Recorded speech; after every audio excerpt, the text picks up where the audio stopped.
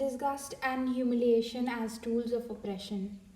According to B.R. Ambedkar in The Annihilation of Caste, the reasons Dalits continue to live uncivilized, uncultured lives is because no effort has been made by the upper caste to civilize them.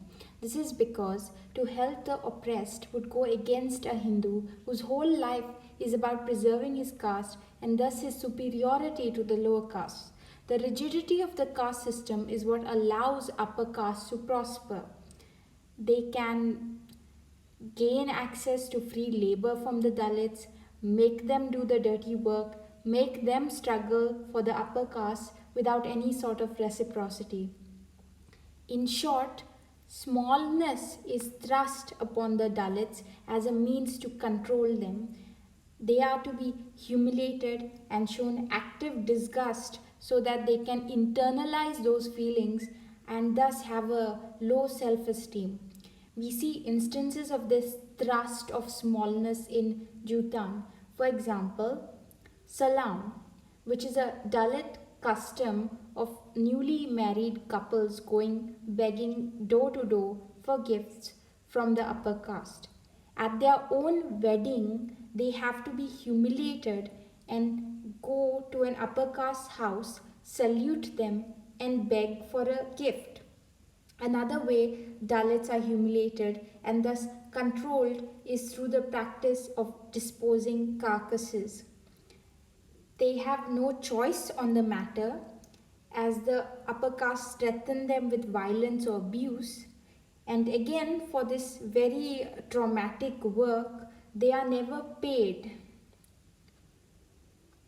As the Hindu caste system treats Dalits more or less like a disease or a tool to be used and disposed of, giving to them a pig as their god and depriving them of the ability to live freely or even to use anything freely or to roam anywhere freely.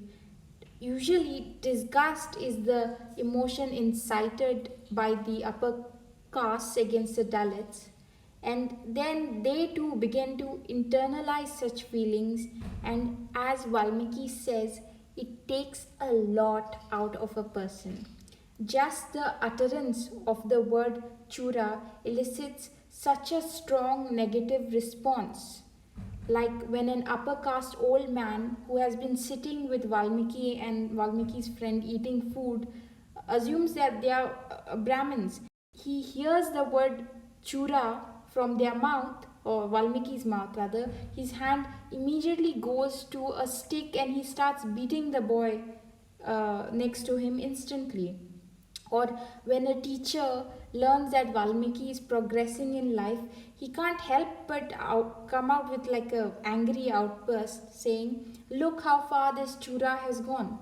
There is a sense of insecurity within the upper class castes, which is why they cannot stand the idea of a lower caste member of a society progressing in life or getting an education. So they tried, the upper caste the higher caste try different strategies to prevent or discourage Valmiki from completing his education. For example, by making him sit on the floors when everyone else sits on the chairs, that's like humiliation there. By giving him lower scores despite his performance, whether it is even if it's good, he would just get lower scores.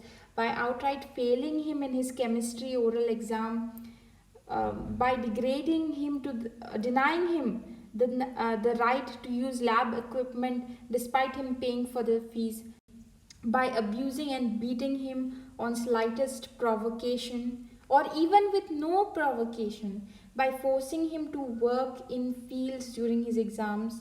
So here's a person who's trying to come up in life, but they have no control over certain things. Like if an upper caste person just tells you to work for them, you have to work for them.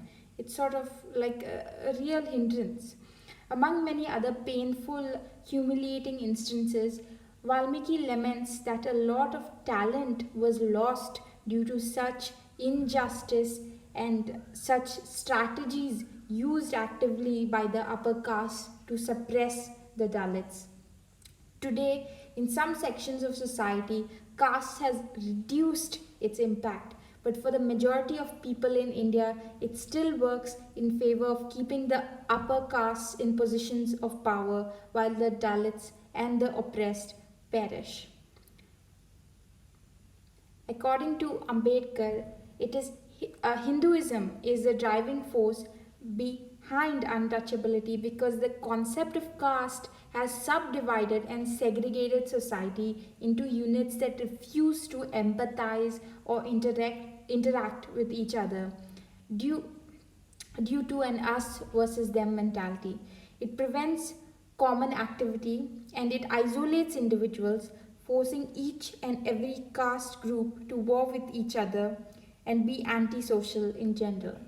For casteism to end, Ambedkar suggests rationality and morality to be emphasized on.